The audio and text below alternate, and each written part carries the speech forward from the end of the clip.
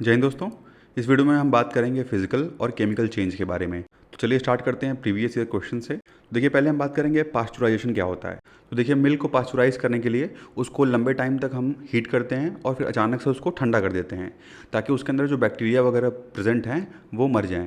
और पास्चुराइजेशन जो प्रोसेस है उसको इन्वेंट किया था फ्रेंच साइंटिस्ट लुइस पास्चर ने, और इसको इन्होंने 1864 में डिस्कवर किया था। ठीक है, तो लुइस पास्चर के द्वारा डिस्कवर किया गया था ये प्रोसेस, जिसको हम बोलते हैं पास्चुराइजेशन।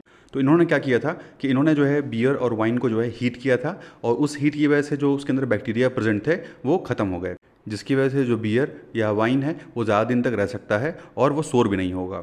और ये हुआ किस रीज़न से? तो बियर को हीट करने से। तो हीट करने से क्या हुआ, जो उसके अंदर जो पैथोजेनिक माइक्रोब्स प्रेजेंट थे, जो बैक्टीरिया प्रेजेंट थे, वो मर जाते हैं और इसी वजह से वो लंबे टाइम तक रह सकता है। तो इसी तरीके से दूध को गर्म किया जाता है, फिर अचानक से उसको ठंडा कर दिया जाता है। तो इसी प्रोसेस को हम बोलते हैं पास्चुराइजेशन। उसके बाद नेक्स्ट बात किया गया है इमल्शन के बारे में। तो देखिए, इमल्शन क्या होता है कि मान लीजिए सपोज करिए आपने पानी लिया और पानी में आपने ऑयल मिला दिया, तो पानी में ऑयल मिक्स होगा नहीं, तो ऐसे ही टाइप के सोल्यूशन को हम बोलते हैं इमल्शन। उसके बाद नेक्स्ट है क्रोमेटोग्राफी। देखिए, क्रोमेटोग्राफी एक प्रोसेस है, एक टेक्निक है, जिसके हेल्प से अगर लिक्विड में डिफरेंट कंपोनेंट प्रेजेंट हैं तो उसको हम सेपरेट करते हैं, अलग अलग करते हैं। जैसे सपोज करिए मान लीजिए लिक्विड में जो है शुगर प्रेजेंट है और सैंड प्रेजेंट है, तो शुगर और सैंड को उसमें से हम निकाल रहे हैं, तो उसी प्रोसेस को हम बोलते हैं क्रोमेटोग्राफी। नेक्स्ट है सब्लिमेशन। सब्लिमेशन क्या होता है? जैसे कपूर है, तो कपूर क्या होता है, सॉलिड स्टेट में है, वो सॉलिड स्टेट से डायरेक्ट कन्वर्ट हो जा रहा है गैस में। ठीक है, कपूर थोड़ा टाइम तक छोड़ देंगे तो कपूर जो है धीरे धीरे क्या हो जाएगा, वो गायब हो जाएगा। तो कपूर क्या होता है कि सॉलिड स्टेट से वो कन्वर्ट होता है डायरेक्टली गैसियस स्टेट में।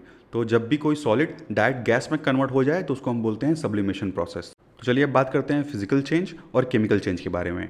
तो देखिए, फिजिकल चेंज ऐसा प्रोसेस है जिसमें वो सब्सटेंस जो होगा उसकी फिजिकल प्रॉपर्टी केवल चेंज होगी, ना कि केमिकल प्रॉपर्टी।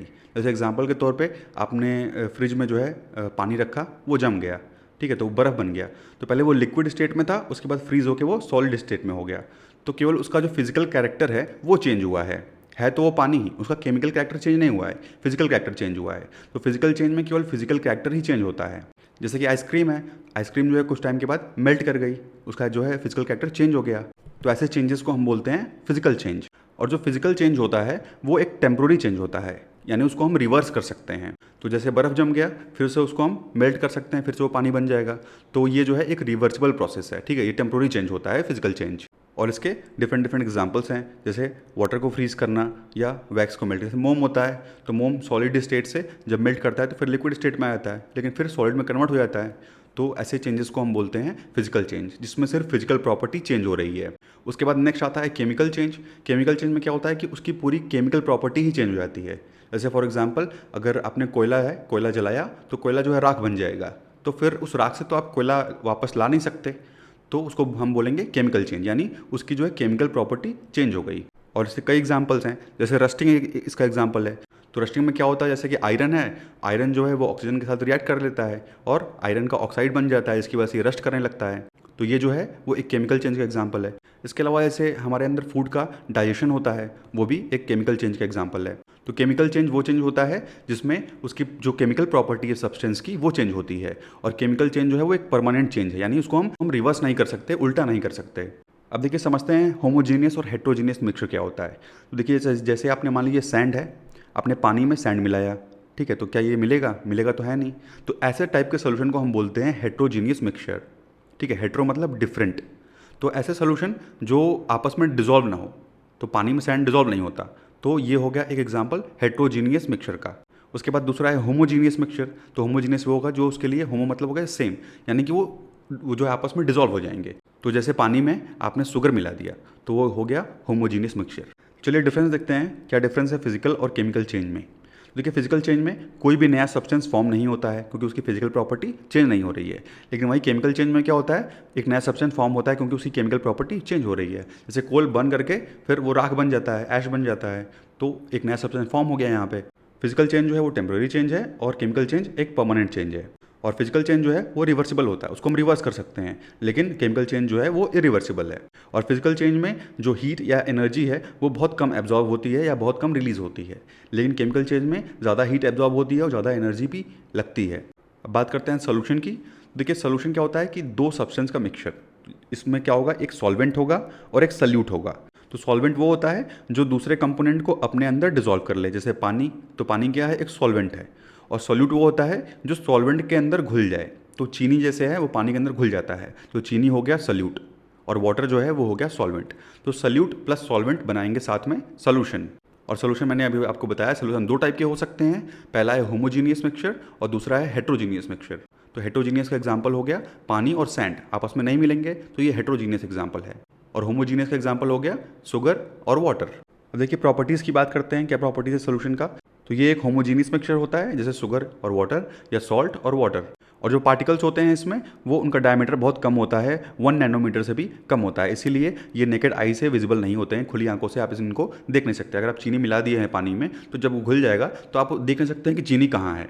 और अगर उस सोल्यूशन से हम कोई भी लाइट की बीम अगर पास करते हैं तो वो स्कैटर नहीं होगा। और जो होमोजीनियस मिक्सचर के सोल्यूशन होते हैं उनमें सेडिमेंटेशन जो प्रोसेस है वो नहीं होता है। जैसे कि फॉर एग्जांपल मान लीजिए कि 2 कंटेनर है, ठीक है, 2 कंटेनर है और एक में जो है सैंड है प्लस वाटर है, दूसरे में शुगर है और वाटर है। तो जो शुगर और वाटर का सोल्यूशन होगा, इसको आप कितने भी टाइम तक छोड़ देंगे, लेकिन ऐसा नहीं कि शुगर जो है सेटल डाउन कर जाए। लेकिन यहाँ पे क्या है कि जो सैंड होगा वो नीचे बैठ जाएगा कुछ टाइम के बाद। तो जो होमोजीनियस मिक्सचर है इसमें जो सल्यूट होता है वो सेटल डाउन नहीं होता है, लेकिन वहीं हेट्रोजीनियस में ये सेटल डाउन हो जाता है। तो जब कोई चीज़ धीरे धीरे सेटल डाउन होती है तो उस प्रोसेस को हम बोलते हैं सेडिमेंटेशन। तो होमोजीनियस मिक्सचर में सेडिमेंटेशन नहीं होता है और हेट्रोजीनियस मिक्सचर में सेडिमेंटेशन हो सकता है। और होमोजीनियस सोल्यूशन के मिक्सचर को हम सेपरेट नहीं कर सकते हैं थ्रू फिल्ट्रेशन, फिल्टर करके भी उसको हम सेपरेट नहीं कर सकते हैं अगर होमोजीनियस मिक्सचर है। लेकिन हेट्रोजीनियस है तो आप उसको इजीली सेपरेट कर सकते हैं। तो अब बात करते हैं सोल्यूशन के टाइप की। तो पहले हम बात करेंगे सॉलिड सॉलिड सोल्यूशन। तो इसका एग्जांपल है जैसे एलॉयज होते हैं, जैसे ब्रास हो गया, ब्रॉन्ज हो गया, ये सॉलिड सॉलिड का एग्जांपल है। उसके बाद है सॉलिड और लिक्विड। तो जैसे जो शुगर वाला सोल्यूशन था वो इसका एग्जांपल हो गया। उसके बाद है सॉलिड और गैस। तो सॉलिड और गैस का एग्जांपल हो गया जैसे कपूर था, कैम्फर। इसके अलावा आयोडीन, तो आयोडीन जो है वो सॉलिड गैस का एग्जांपल है। तो ऐसे सब्सटेंस जो सब्लिमेशन प्रोसेस करते होंगे वो सॉलिड गैस सोल्यूशन का एग्जांपल होंगे। उसके बाद है लिक्विड सॉलिड सोल्यूशन। तो इसका सबसे अच्छा एग्जांपल है हाइड्रेटेड सॉल्ट्स। उसके बाद है लिक्विड लिक्विड सोल्यूशन, तो जैसे अल्कोहल और वाटर का सोल्यूशन है, बेंजीन और टोल्यूलिन का सोल्यूशन है। उसके बाद है लिक्विड और गैस। तो जैसे एयर में वाटर वेपर्स प्रेजेंट हैं तो वो सबसे अच्छे एग्जांपल हैं लिक्विड और गैस सोल्यूशन के। उसके बाद है गैस और सॉलिड सोल्यूशन। तो उसके कई एग्जांपल्स हो सकते हैं, जैसे मान लीजिए कि एल्युमिनियम है तो एल्युमिनियम का ऑक्साइड बन जाता है, ठीक है। तो यहाँ पे एक सॉलिड है और एक गैस है, तो ये हो गया गैस सॉलिड सोल्यूशन। उसके बाद है गैस लिक्विड। तो जितने भी कोल्ड ड्रिंक्स वगैरह आते हैं उसके अंदर जो है गैस होती है, तो गैस लिक्विड सोल्यूशन का एग्जांपल हो गया। उसके बाद है गैस गैस सोल्यूशन। तो 2 गैसेस का जो मिक्सचर होगा, जैसे sulphur dioxide, carbon dioxide, carbon monoxide, तो ये किसका एग्जांपल है, गैस गैस सोल्यूशन का एग्जांपल है। अब बात करते हैं मिक्सचर क्या होता है। तो देखिए जब 2 या 2 से अधिक टाइप ऑफ मैटर एक साथ कंबाइन करते हैं तो उसको हम बोलते हैं मिक्सचर, ठीक है। 2 या 2 से अधिक जब मैटर एक साथ कंबाइन करेंगे तो वो फॉर्म करेंगे मिक्सचर। और मिक्सचर जो है वो 2 टाइप के हैं, होमोजीनियस और हेट्रोजीनियस। तो जो होमोजीनियस मिक्सचर है इसके जो कंपोनेंट्स होंगे ये यूनिफॉर्मली डिस्ट्रीब्यूटेड होंगे, वहीं जो हेट्रोजीनियस मिक्सचर है इसके जो कंपोनेंट्स होंगे वो नॉन यूनिफॉर्म होंगे। जैसे अभी हमने एग्जांपल में देखा था कि शुगर और वाटर का सोल्यूशन था तो वो होमोजीनियस हो गया, और जो सैंड और वाटर का सोल्यूशन था वो हेट्रोजीनियस हो गया। नेक्स्ट हम बात करते हैं कि एक सोल्यूशन का कंसंट्रेशन क्या होता है। तो देखिए किसी भी सोल्यूशन में जिस अमाउंट में हम सल्यूट को ऐड करेंगे उसी को हम बोलते हैं उस सोल्यूशन का कंसंट्रेशन। फॉर एग्जांपल जैसे मान लीजिए 1 लीटर पानी है, उस 1 लीटर पानी में आपने क्या किया कि लगभग 100 ग्राम शुगर ऐड कर दिया। अब ये 100 ग्राम जो शुगर था वो क्या हो गया, इस सोल्यूशन का कंसंट्रेशन, यानी इसमें कितना सल्यूट प्रेजेंट है, तो 100 ग्राम प्रेजेंट है, तो इसी को हम बोलेंगे इस सोल्यूशन का कंसंट्रेशन। अब देखिए किसी भी सोल्यूशन में जो प्रपोर्शन है, जो अमाउंट है सल्यूट और सॉल्वेंट का, वो हमेशा जो है ऐसा नहीं कि सेम ही होता है, अलग अलग होता है। जैसे यहाँ पे पानी तो 1 लीटर था लेकिन चीनी जो है सिर्फ 100 ग्राम थी, तो दोनों का प्रपोर्शन क्या था, अलग अलग हो गया। तो प्रपोर्शन के बेसिस पे हम सोल्यूशन को 3 पार्ट में डिवाइड कर सकते हैं। पहला है डाइल्यूटेड, दूसरा कंसंट्रेटेड और तीसरा सैचुरेटेड। तो पहले हम बात करेंगे डाइल्यूट सोल्यूशन क्या होता है। तो डाइल्यूट सोल्यूशन वो होता है जिसमें सॉल्वेंट की मात्रा ज़्यादा होगी, यानी जैसे पानी है वो ज़्यादा होगा। मान लीजिए पानी आपने 10 लीटर लिया और चीनी मिलाई सिर्फ 10 ग्राम, तो ये वो हो गया एक डाइल्यूट सोल्यूशन, ठीक है। तो डाइल्यूट सोल्यूशन में याद रखिएगा सॉल्वेंट की मात्रा ज़्यादा होगी, सॉल्यूट का जो कंसंट्रेशन है वो कम रहेगा। उसके बाद एक कंसंट्रेटेड सोल्यूशन। कंसंट्रेटेड वो होगा जिसमें सल्यूट की मात्रा ज़्यादा हो जाएगी, ठीक है। तो डाइल्यूट का ठीक उल्टा, तो उसमें सल्यूट ज़्यादा हो जाएगा और जो सॉल्वेंट है वो कम रहेगा। तो उसकी वजह से क्या होगा, जो सल्यूट है वो कंप्लीट डिजॉल्व नहीं हो पाएगा इस सॉल्वेंट में, पानी में अगर बहुत ज़्यादा अमाउंट में चीनी ऐड कर दिया जाए तो वो जो है उसमें घुल नहीं पाएगा। तो ऐसे सोल्यूशन को हम बोलते हैं कंसनट्रेटेड सोल्यूशन। उसके बाद देखिए नेक्स्ट है सैचुरेटेड सोल्यूशन। तो ये ऐसा सोल्यूशन है जैसे मान लीजिए कि 1 लीटर जो है पानी है और इसमें आपने 500 ग्राम जो है शुगर ऐड किया। तो एक टाइम ऐसा आएगा कि फिर शुगर जो है उसमें डिजॉल्व अब होगा नहीं। तो मान लीजिए कि हम क्या करते हैं, फिर इसको हीट स्टार्ट करते हैं, इसको जो है हीटिंग यहाँ से नीचे से जो है हम इसको हीट करते हैं। तो जो चीनी है वो धीरे धीरे घुलने लगेगी और जो कंसनट्रेशन है सोल्यूशन का वो और गाढ़ा होने लगेगा। लेकिन कुछ चीनी हम उसके बाद और ऐड कर पाएंगे। तो टेम्परेचर बढ़ाने की वजह से हम जो सॉल्यूट का अमाउंट है वो इंक्रीज़ करेंगे। ठीक है, तो एक टाइम ऐसा आएगा कि उसके बाद अब डिजॉल्व नहीं होगा। तो ऐसे सोल्यूशन को हम बोलते हैं सैचुरेटेड सोल्यूशन, यानी जितना उसका मैक्सिमम अमाउंट डिजॉल्व हो सकता था उतना उस पानी में डिजॉल्व हो चुका है, अब उससे ज़्यादा और डिजॉल्व नहीं हो सकता है। तो उसी को हम बोलते हैं सैचुरेटेड सोल्यूशन। उसके बाद नेक्स्ट है सॉल्युबिलिटी। सॉल्युबिलिटी क्या होता है, यानी जो एक तरह से जो घुलने की क्षमता होती है किसी भी सब्सटेंस की, वो एबिलिटी कि वो सोल्यूशन फॉर्म कर सके दूसरे सब्सटेंस के साथ, उसको हम बोलते हैं सॉल्युबिलिटी। नेक्स्ट है ऑस्मोसिस। देखिए ऑस्मोसिस क्या होता है, ऑस्मोसिस में एक वर्ड है सेमी परमिएबल मेम्ब्रेन। इसका मतलब क्या हुआ, सेमी परमिएबल में मतलब हुआ कि हाफ परमिएबल, सिर्फ आधी परमिएबल मेम्ब्रेन होगी। तो इसका मतलब जैसे मान लिया इसे देखिए, मान लिया कि ये मेम्ब्रेन है, ठीक है, और यहाँ से कुछ पार्टिकल जो हैं या कुछ वाटर जो है वो इसके अंदर इंटर कर रहा है। ठीक है, कुछ पार्टिकल इंटर, सभी पार्टिकल इंटर नहीं कर रहा है, कुछ पार्टिकल जो है यहाँ इंटर कर रहा है। तो ये हो गया सेमी, सेमी मतलब सिर्फ हाफ, पूरा इंटर नहीं करेगा, सिर्फ हाफ, आधा इंटर कर रहा है, जैसे सेल में होता है। ठीक है, यहाँ पे देखिए एक एग्जांपल होगा यहाँ पे, जैसे ये रहा सेल। तो ये सेल जो है इसके पास सेमी परमिएबल मेम्ब्रेन है, तो ये सभी चीज़ों को अपने अंदर आने नहीं देता है। वो सेल को जो जो चीज़ें कोई ज़रूरत है वही चीज़ें सिर्फ इस सेल के अंदर आएंगी।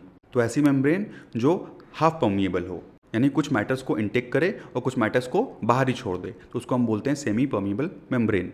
तो ऑस्मोसिस वो प्रोसेस है जिसमें हायर कंसंट्रेशन से लोअर कंसंट्रेशन की तरफ जो मॉलिक्यूल्स है वो मूव करेंगे। ठीक है, तो मान लीजिए कि इधर जो है हायर कंसंट्रेशन है और इधर जो है लोअर कंसंट्रेशन है, तो मॉलिक्यूल जो है यहाँ से यहाँ मूव करेंगे। तो जब कोई भी सब्सटेंस हायर कंसंट्रेशन से लोअर कंसंट्रेशन में ट्रांसफर होगा थ्रू सेमी परमिएबल मेम्ब्रेन, उसको हम बोलेंगे ऑस्मोसिस। उसके बाद है रिवर्स ऑस्मोसिस। तो रिवर्स ऑस्मोसिस में हम क्या करते हैं, हम प्रेशर अप्लाई करते हैं। जैसे यहाँ पे कंसंट्रेटेड सोल्यूशन था और यहाँ पे सेमी परमिएबल मेम्ब्रेन जो है वो लगी हुई है, हमने यहाँ पे क्या किया कि यहाँ पे हमने एक्सटर्नल प्रेशर जो है वो अप्लाई किया। तो इसी प्रोसेस को हम बोलते हैं रिवर्स ऑस्मोसिस। उसके बाद नेक्स्ट है डिफ्यूज़न।